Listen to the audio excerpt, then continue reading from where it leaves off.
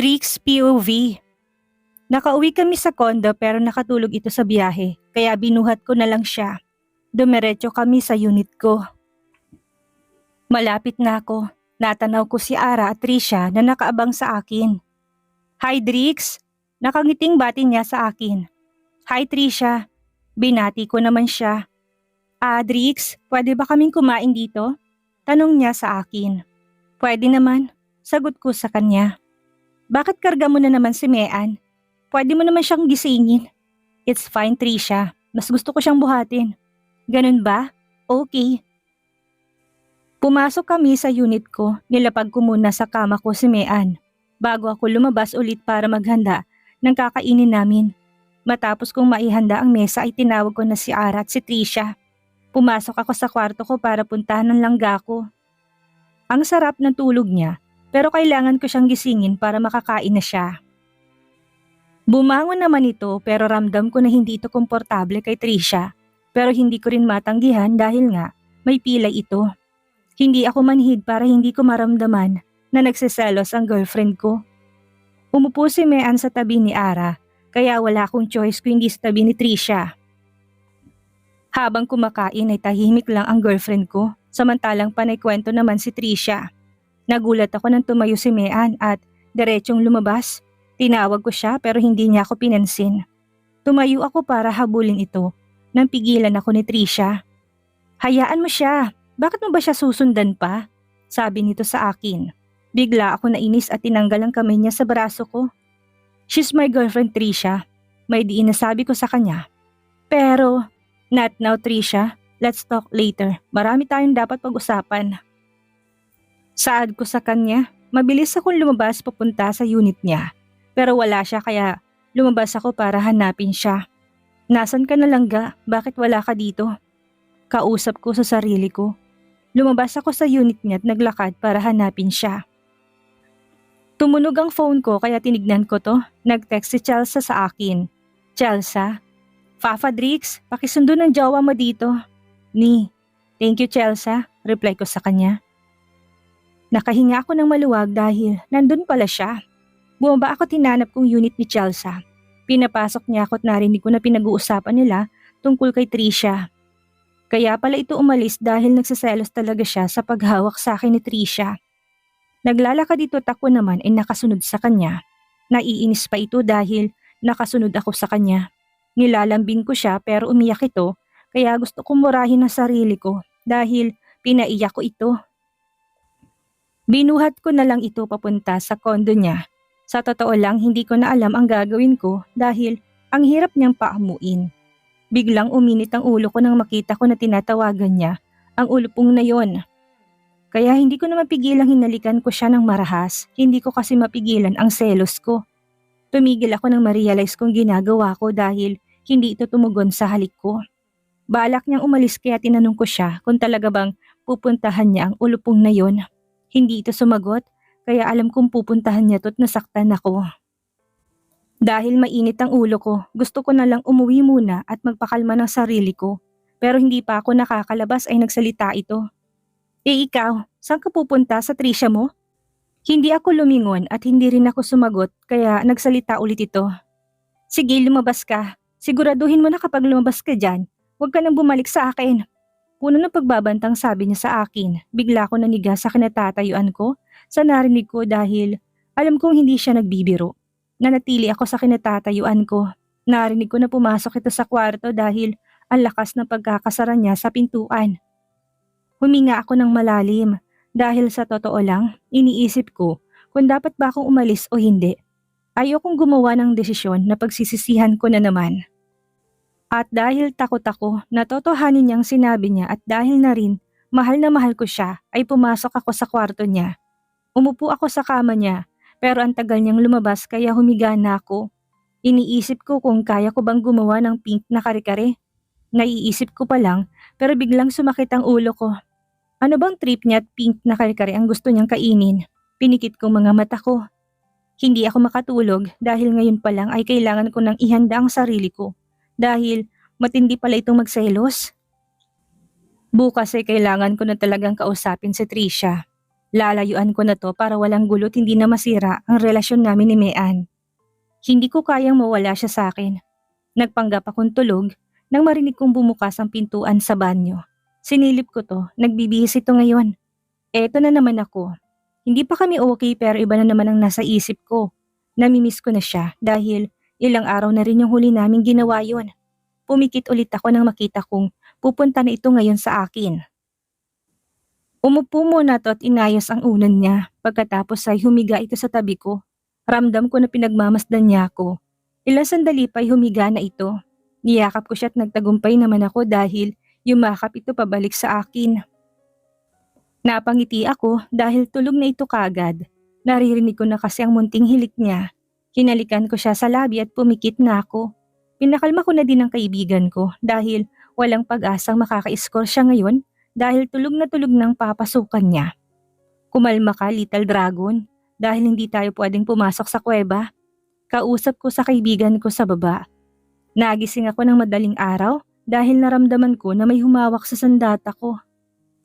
Nang idilat ko mga mata ko'y tulog si Mean pero ang kamay niya ay nasa kaibigan ko. Uminit kaagad ang pakaramdam ko. Automatic din itong tumayo at nanigas. Tinanggal kong kamay niya pero pinalit naman niya ang binti niya. Saktong natamaan na naman ngayon ng tuhod niya ang sandata ko.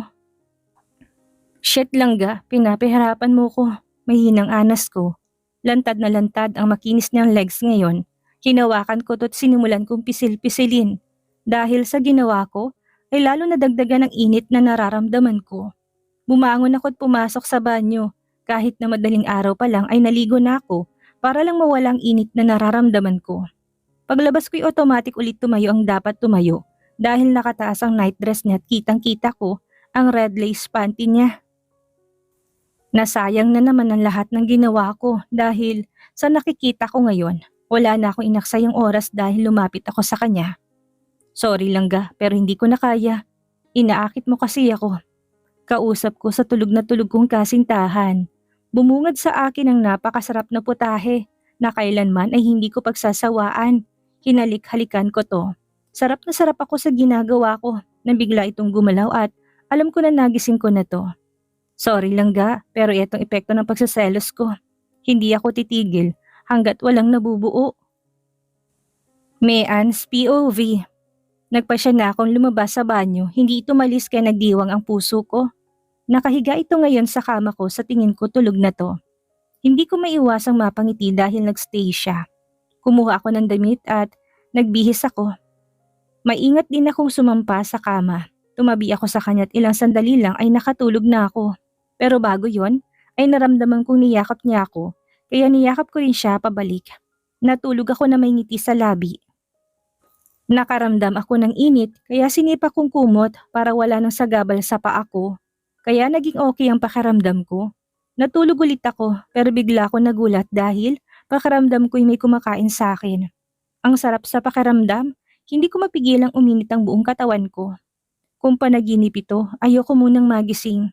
Hindi naman siguro si Drix ang kumakain sa akin dahil hindi kami okay kanina. Pero bakit parang totoo talaga siya kaya pinilit kong idilat ang mga mata ko. Nang maidilat kong mga mata ko ay bumungad sa akin ang gwapong mukha ng boyfriend at ang akala kong panaginip na kinakain ako'y totoo talaga na nilalantakan niya ang pearly ko. Ang aga naman niyang naligo, sa sobrang galing niya malapit na kagad ako makaraos. Baby, malapit na ako, saad ko sa kanya. Let it out. Ginagamit nitong bedroom voice niya kaya lalo ko naapektuhan sa ginagawa niya. Ayan na baby. Dahil binuhay niya na ang kalandian ko, ay bumangon ako at umusod sa paanan ng kama. Habang nakatayo siya'y tinanggal kong towel sa bewang niya. Nais kong ibalik sa kanya ang pleasure na ginagawa niya sa akin. Baby, tawag ko sa kanya. Langga, I love you. Sorry kung nasasaktan kong feelings mo, sabi niya sa akin. Sorry din po baby sa ginawa ko. Prank call lang yun kanina. Gusto ko lang gumanti sa'yo. Pag-amin ko sa kanya. What? Nagulat na tanong niya sa akin. Kaya bago pa siya magsalita hinalikan ko na siya sa labi. Binuhat niya ako ngayon habang naglalakad kami ay naghahalikan kami. Paparusahan kita ngayon langga dahil sobrang pinagselos mo ko. Sisiguraduhin ko na hindi ka makakalakad bukas. Pabulong niya sabi sa tenga ko. Okay baby, parusahan mo ko. Sagot ko sa kanya gamit ang malandi kong boses. Binuksan niyang ilaw kaya maliwanag ang buong kwarto ko. I want to do it when the light is on, Langga. Nakangising sabi niya sa akin. Ako rin po, gusto ko ring itry kung ano ba kapag lights on, pabirong sabi ko rin. Let's start, Langga. Kumindat pa to habang sinasabi sa akin. You're mine, Langga, only mine. I'm all yours, baby. Sagot ko sa kanya at sabay na naming narating ang paraiso na kami lang ang nakakaalam. I love you, Langga. I want more. Ready for round 3? Yung tanong niya sa akin. I love you too, baby, pero pwede bang 5 minutes? Pahinga lang ako, sabi ko sa kanya. Okay lang ga, 5 minutes lang ha. At paulit-ulit naming pinagsaluhan ang mainit na tagpo't sarap ng aming pagmamahalan. Masarap pala gawin sa madaling araw ang make love. Kaya hindi na ako magtataka kung mabubuntis na ako. We made love until sunrise. At inabot na kami ng 8 in the morning bago matapos. Sa sobrang lakas niya ay hindi ako magtataka na nakarami kami. Walang masisisi kung hindi ako makalakad mamaya. Dahil malandi din ako. Drix POV. Ang plano kong pumasok sa trabaho ay hindi na nangyari. Umabot kasi kami ng umaga na. Kaya tanghali na'y mahimbing pa rin ang tulog ng langga ko. Hinalikan ko siya at bumangon na ako para umuwi muna sa unit ko. Nakasalubong ko si Trisha at nakakapaglakad na ito. Pero paika-ika pa. Drix, bakit hindi ka na bumalik kagabi? Tanong niya sa akin. Kasama ko si Mean. Bakit ikaw lang? Nasaan si Ara? Tanong ko sa kanya. Pinauwi ko na siya, hindi ko na siya kailangan. Nakakainis naman siya, napakabagal niya. Okay din, hanap ka na lang na makakasama mo. And please Trisha, huwag mo na akong hahawakan o kung ano man dahil ayoko nagsaselo si Mean. Pagbigay alam ko sa kanya. Bakit ba sobra mo siyang sinusunod? Naiinis na tanong niya sa akin. Dahil mahal na mahal ko siya, sagot ko naman sa kanya. Ganun mo siya kamahal kaya handa mong ipagpalit ang friendship natin? Sorry Trisha, pero mahal na mahal ko siya. Siya ang tunay na dahilan kung bakit umalis ako dati. At ngayon na sa akin na siya. Kaya ayoko na siyang bitawan pa. Ang sama mo. Umaasa ako na kahit konti may pagtingin ka rin sa akin, pero wala pala. Pagsisisihan mo to Drix, magsama kayong dalawa. Sigaw niya sa akin. Umalis ito't ako'y nakatanaw lang sa kanya. Hindi ko alam na binibigyan pala niya ng ibang kahulugan ang pinapakita ko sa kanya. Pumasok na lang ako sa unit ko para kumuha ng mga damit ko. Naubos na kasi yung nakatabi sa unit ni Mean. Ayoko rin na magpadalos-dalos at baka ayaw naman niya kung sakaling yayain ko siya na magsama na talaga kami. Pero sa ginagawa ko'y parang gano'n na rin yun. Kaya hindi ko maiwasang mapangiti kapag naalala ko ang ginawa namin kanina. Sigurado ako mahihirapan na naman itong maglakad mamaya. Naglinis muna ako sa unit ko, pero hindi pa ako tapos ay dumating ito habang paika-ika maglakad. Langga, bakit lumabas ka pa? Akong nahihirapan sa'yo. Sana hinintay mo ko dahil pabalik na ako. Saad ko sa kanya. Hindi niya ako pinansin at diretso lang itong maglakad hanggang sa kwarto ko. Humiga ito sa kama ko. Baby, pwede ba ako dito matulog? Ang sarap ng kama mo, ang lambot. Inaantok na sabi niya. Langga, gusto mo bang magsama na tayo dito sa unit ko? Tanong ko sa kanya. Pwede naman baby, lagi naman tayo magkasamang matulog eh. Later na tayo magchika kasi antok talaga ako. Sana baby may kare-kare na pink. Mamaya kapag gising ko, I love you. Okay Langga, itatry ko pero hindi ako nangangako meron. Sabi ko sa kanya. Hindi ito sumagot dahil nakatulog na kagad ito. Nagring ang phone ko at tumatawag si Cassandra. Hello Sunny, kausap ko sa kabilang linya. Hello Drix, kasama mo ba si Mean? Kanina pa ako tumatawag sa kanya. Tanong niya sa akin. Yeah, she's with me but she's still sleeping. Sabi ko sa kanya. Hoy Hendrix, anong ginagawa mo? Lagot ka sa akin kapag yan nasaktan. Pakisabi na rin na bukas pumunta siya dito para masukatan siya ng gown niya sa kasal ko. Mataring nasabi nito at may kasama pang pagbabanta. Mahal na mahal ko to Sunny. Okay, ihahatid ko siya bukas. By the way Cassandra, nakakain ka na ba ng pink na kare-kare? Kasi yun kasing hinihingi niya sa akin. Tanong ko sa kanya. What? Pink na kare-kare? Wala pa, pero alam mong slow mo. Sige na, bye na. Bahala ka sa problema mo. Alagaan mo yan at ibigay mo lahat ng hihilingin niya. Ani niya sa akin. Wait, Pinatay na kaagad niya ang tawag kaya napaisip na naman ako sa sinabi niya na slow ako. Pumunta na lang ako sa kusina para i-check kung may mga ingredients pa ako. Wala na pala kaya lumabas muna ako para pumunta sa supermarket. Habang nag-iikot ako'y napansin ko mga food color kaya lumapit ako para kumuha ng isa. Nakauwi na ako at sinimulan ko ng iluto ang kare-kare. Kinuha kong pangkulay at nilagay ko sa sauce. Pwede na siguro to kahit na hindi na ganun ka-pink. Pumasok ako sa kwarto ko para gisingin siya. Langga, wake up, kakain na tayo. Saad ko sa kanya. Baby, naantok pa ako. Hinalikan ko siya at binuhat ko. Ay, baby, baba mo ko. Utos niya sa akin. No langga, bubuhatin na kita. Alam ko masakit pa yan. Nahirapan nga ako kanina na nakita kang paika-ika maglakad. Sabi ko sa kanya. Nang makarating kami sa hapag ay kita kong ningning sa mata niya. Yun, baby, may kare-kare na. Thank you, baby. I love you. Malambing na sabi niya, tinalikan niya ako dahil sa tuwa niya. Ako naman ay biglang kinilig sa ginawa niya. Binaba ko siya sa upuan, pagkatapos ay nilagyan ko siya sa plato niya. Masaya ako na makitang magana siyang kumain. Langga, tumawag pala si Cassandra kanina. Pagbibigay alam ko sa kanya. Bakit daw? Tanong niya sa akin. Hindi ka kasi sumasagot kaya sa akin tumawag. Ay, oo nga pala. Nasa unit kong phone ko. Wala ka kasi sa tabi ko kanina kaya bumangon ako pupunta dito. Saka gusto ko matulog sa kama mo. Hindi ko naman maiwasang mapangiti sa sinabi niya. Pinapasabi niya, bukas na daw kukunin ang sukat mo sa gown para sa kasal nila. Oo nga pala, nakalimutan ko. Dadaan ako dun bago ako pumasok bukas. Ihahatid kita langga. Saad ko sa kanya. Thank you, baby. May Anne's POV. Nagising ako na wala si Drake sa tabi ko kaya bumangon ako para magbihis. Lumabas ako pero wala siya kaya dumiretso ako sa unit niya. Tama nga ako dahil nandito siya at naglilinis sa living room. Kaya ako dumiretso sa room niya dahil inaantok pa ako. Nagising ako bandang hapon na. Ayaw ko pa sana pero binuhat niya ako papunta sa labas. Nagningning ang mga mata ko nung makita ko ang kare-kare. Hindi man masyadong pink pero pwede na. Nagsimula na kaming kumain. Pinaalala rin niya na tumawag si ate. Masaya ako dahil ikakasal na si ate. Kasi naman masyado matalino si Kuya Tor. Naging asawa niya si ate kahit hindi sila kasal pero sa batas legal silang mag-asawa. Hindi ko na malaya na ang dami kong kinain. Napahawak ako sa tiyan ko. Mamayang gabi na lang ako bibili ng pregnancy test dahil ngayon hirap pa ako maglakad. Ayoko ring ipaalam sa kanya na may kutob na ako na buntis ako. Kinuha kong phone ko. Nagulat ako sa dami ng text ni ate. Tinatanong niya kung buntis ako. Bakit daw ako naghahanap ng pink na kare-kare? Sinagot ko naman siya. Me. Hello ate, sorry ngayon lang ako nakapag-text.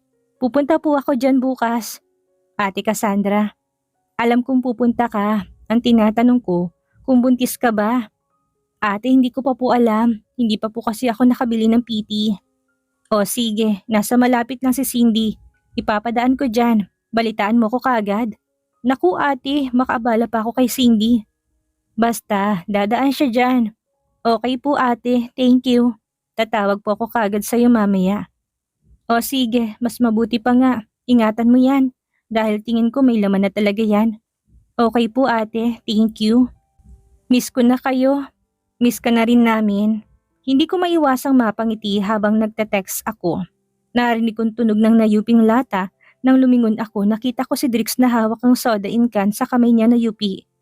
Baby, bakit? Nagtatakang tanong ko sa kanya. Sino ka text mo? Bakit ang ganda ng ngiti mo? Nagsiselos na tanong niya sa akin. Si ate Cassandra, nagsiselos ka na naman dyan. Nakita kong lumiwanag ang mukha niya. Sorry lang ga, akala ko yung ulupong na naman. Tumawa ako sa sinabi niya. Baby, prank lang yung kagabi. Hindi naman kami nag-uusap kapag hindi tungkol sa work. Sabi ko sa kanya. Naninigurado lang ako langga. Sagot niya sa akin. May nag-doorbell kaya lumabas ito. Dumating na pala si Cindy. Hi ate Mayan, eto na pala yung pinabibigay ni ate. Nakangiting sabi niya. Thank you Cindy, sorry na abala pa kita. Ipapahatid na kita kay Drix pa uwi. Naku ate, wag na, nakakahiya naman. Kaya ko namang umuwi mag-isa. Sagot niya sa akin. No Cindy, ihahatid na kita. Gusto mo bang sumama langga? Hindi na baby, dito na lang ako. Sagot ko sa kanya. Okay sige, babalik din ako kaagad. Lumapit ito sa akin at tinalikan ako. Nauna namang lumabas si Cindy. Baby, bili ka ng asado siopaw ha? Okay lang ga. Sige, alis na ako, love. I love you din po. Ingat sa pagdadrive. Paalala ko sa kanya. Lumabas na ito kaya ako naman ay mabilis na pumunta sa banyo. Binasa ko instruction pagkatapos ay hinintay kong resulta. Grabe ang kabang nararamdaman ko ngayon. Nagdadalawang isip pa ako kung sisilipin ko na ba. Para matapos na isinilip ko na. Nagunahang pumatak ang luha ko nang makita kong resulta. Positive. Buntis nga ako. Hinawakan ko ang tiyan ko. Sobrang saya ko. Umiyak ako sa labis na kasiyahan. Kinuha kong phone ko, tinawagan ko kagad si Ate Cassandra. Grabe ang tiling niya nang malaman niyang buntis ako. Masaya ito't madami ang paalala niya sa akin. Sa susunod ay pupunta ako sa OB-GYN na sinabi niya para magpa-check up. Mag-iisip muna ako ng paraan kung paano ko sasabihin kay Drix. Gusto ko kasi na isurprise siya. Drix POV. Kinabukasan ay dinaan ko siya sa bahay nila Cassandra. Sobrang saya nilang dalawa nang makita sila. Pakiramdam ko parang may mali sa kanila. Nagbubulungan pa sila kasama din si Cherry. At ara ng tanungin namin ni Thor, girls talk daw. Kaya hindi namin pwedeng malaman. Next week ng kasal nila at masaya ako para sa kanila. Pagkagaling sa bahay nila Cassandra ay dumiretso ako sa Gomez. Iniwan ko na lang doon si Mean dahil ipapahatid na lang daw ni Thor sa driver sa airport. Pagkadating ko sa trabaho ay madami na kagad ang tao dahil lunchtime na. Dumiretso na lang ako sa kitchen para simulan ang trabaho ko. Namiss ko talaga ang kusina dito. Nauna na akong umuwi kasi susunduin ko pa si Mean. Nasa labas ako naghihintay sa kanya. Nang may lumapit sa aking babae. Hi chef, I miss you. Biglang sabi ng isang babae. Sorry miss but I don't know you. Sabi ko sa babae. I'm Nicole, hindi mo ba ako naalala 3 years ago? We enjoyed the night together. Marting sabi pa nitong halatang nilalandi ako. Sorry miss but I can't remember you. Saad ko sa kanya. Gusto mo bang ipaalala ko sa'yo? Free ako tonight. Ano niya sa akin? Magsasalita na sana ako na dumating si Mean. Anong sabi mo miss? Free ka tonight? Kababae mong tao niyayaya mong boyfriend ko. Nainis na sabi nito sa babae. Who are you? And ano naman ang masamang ginawa naman namin yon 3 years ago? Sabi pa ng babae. Tumingin ito sa akin ng masama kaya kabado na naman ako. Girlfriend niya lang naman ako. So 3 years ago pa pala yon? Nakatingin ito sa amin ng masama habang nagsasalita. Akala ko tapos na siya pero hindi pa pala. Tingin ko isa ka dun sa mahabang listahan niya namang hindi niya maalala. Tama ba ako, Drix? Sabi niya sa babae at binalingan ako para tanungin. Yes, langga. Nautal kong sagot sa kanya. Sige miss, mauna na kami sa'yo. Alam mo swerte ka kasi natikman mo yung chef na to. Ayain mo na lang siya kapag wala ako. May diin sa bawat salita niya kaya alam kong galit na ito. Nauna ito maglakad papunta sa kotse. O ano pang hinihintay mo dyan? Gusto mong sumama dyan? Galit na sabi niya sa akin. Binilisan kong lakad ko papunta sa kanya na makapasok kami sa kotse. Langga, hindi ko naman kilala yun eh. Sabi ko sa kanya. Alam ko, dahil sa dami ng babae mo noon, malamang wala kang maalala kahit isa sa kanila. Baka kung wala lang ako, baka sumama ka na sa babaeng yun. Naiinis pa rin to. Langga, hindi mangyayari yan. Nagbago na ako. Saad ko sa kanya. Alam ko, simula na makilala mo si ate, hindi ka na pumupunta sa bar para mambabae. Sabi niya sa akin. Paano mo nalaman yung langga? Nagtatakang tanong ko sa kanya. Malamang alam ko. Kitang-kita kong pagiging babaero mo noon. Nagtrabaho ako kay Leonardo sa bar niya. Napaisip ako sa sinabi niya hanggang sa maalala ko. Tama nga siya. Nagtrabaho ito dati sa bar. Natipuhan ko pa nga siya noon kaso binabakuran siya ni Leon. Langga, that was 3 years ago. Ikaw lang sapat na sa akin langga at never ko na yung gagawin. Sobrang mahal kita langga. Malambing na sabi ko sa kanya. Hindi ito kumibo sa akin. Langga, mahal na mahal kita. Sorry about sa past ko. Isa yun sa mga ayoko nang balikan pa. Seryosong sabi ko sa kanya. Okay, nakanguso niyang sagot sa akin. Humanda ka talaga kapag nambabae ka. Magkakabati lang tayo kung bibili mo ako ng rambutan na makinis. Sabi niya sa akin. Langga, ayang ka na naman sa mga hinihiling mo sa akin. Biglang sumakit ang batok ko sa sinabi niya. Eh di hindi tayo magkatabi ngayon. Langga naman, maktol ko sa kanya. Hindi to kumibo buong biyahe. Stress na naman ako. Ano bang mga trip niya? Hinatid ko muna siya sa kondo bago ako umalis ulit para bumili ng rambutan. Bumili na lang ako ng rambutan at hindi rin ako nagtanong sa tendera dahil tsak natatawa sila kapag narinig nilang bibilin ko. Pagka-uwi ko'y nakaupo ito sa sofa habang nanonood ng TV. Masaya naman ako dahil tumatawa ito habang nanonood ng TV. Baby, may nabili ka ba? Tanong niya sa akin. Binalatan ko na lang ang rambutan pagkatapos ay binigay sa kanya. Langga, ito na yung rambutan mo, sabi ko sa kanya. Makinis ba yan? Tanong niya sa akin habang nakanguso. Oo naman, makinis to. Nakangiting sagot ko sa kanya. Ibinigay ko na sa kanya ang rambutan na binili ko. Bakit walang balat to? Nakakunot ang noo na tanong niya sa akin. Kasi sabi mo makinis dapat langga. Kaya binalatan ko na para makinis na't hindi ka na mahihirapan kapag kakainin mo. Pagdadahilan ko sa kanya. Okay, thank you. Nakangiting sabi niya. Nakahinga ko ng maluwag dahil hindi na ito umangal pa. Bati na ba tayo langga? Tanong ko sa kanya. Opo baby. Kinabukasan ay hindi ito nagpahatid sa akin dahil may lakad daw sila ni Cassandra at dadaanan daw siya kaya sa lobby ko na lang siya hinatid. Nang makaalis sila'y pumasok na din ako sa trabaho ko. May Ann's POV.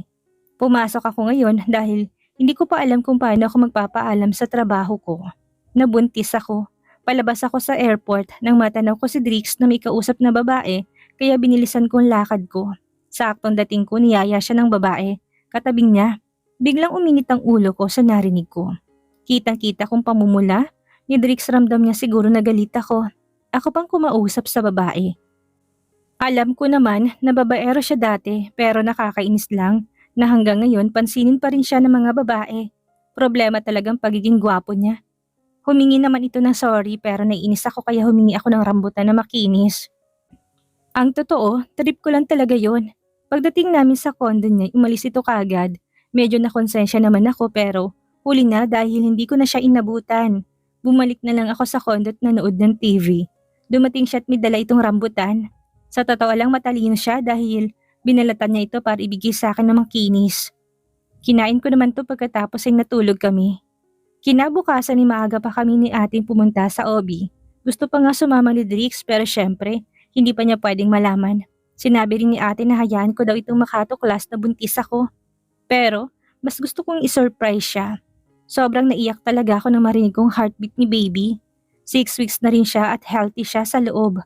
Sinabihan din ako na wag magpagod, masyado dahil kahit na malakas ang kapit ni baby, ay mas mabuti na nag-iingat. Umuwi ako ng masaya sa kondo ko. Bala ko ding ibalita kay inay na buntis ako kaya tinawagan ko siya. Hello inay, kamusta po kayo? Tanong ko kay inay. Hello anak, maayos naman ako. Ikaw anak, kamusta ka na? Okay naman po ako inay, sagot ko sa kanya. Anak, may gusto sana ako sabihin sa'yo. Ako din po may sasabihin sa inyo pero mauna na po kayo, saad ko kay inay. Anak kasi nagkita kami. Nagkita kami ng papa mo. Biglang sabi sa akin ni inay. Inay, tanging salitang lumabas sa bibig ko. Gusto ko niyang makilala anak, sabi niya sa akin. Nakita ko siya inay pero hindi ako sigurado kung siya ba yun. Pagbibigay alam ko kay inay. Hindi kita pipilitin kung ayaw mo siyang makita o makilala. Sinabi ko lang sa'yo para alam mo. Nire-respeto ko kung ano man ang desisyon mo anak. Malumanay na sabi niya sa akin. Pag-iisipan ko po inay. Ano palang gusto mong sabihin anak? Tanong niya sa akin. Yun po sana yung sasabihin ko sa inyo inay. Mahal na mahal ko po kayo. Ako rin anak, mahal na mahal kita. Sige na magpahinga ka na dyan. Alam kong galing ka sa trabaho. Ingat po kayo dyan, bye po. Hindi ko alam kung kaya ko na bang harapin ang papa ko. Pero isa lang ang alam ko, wala akong galit sa kanya. Siguro panahon na para makilala ko siya. At kung ano man ang magiging resulta, ay masaya ako na minsan sa buhay ko, nakilala ko siya. Ano nga kaya mangyayari sakaling muling magkita si Mean at ang ama niya? Ano ang gagawin ni Drix kapag nalamang buntis si Mean? Yan ang ating aalamin sa susunod nating kabanata.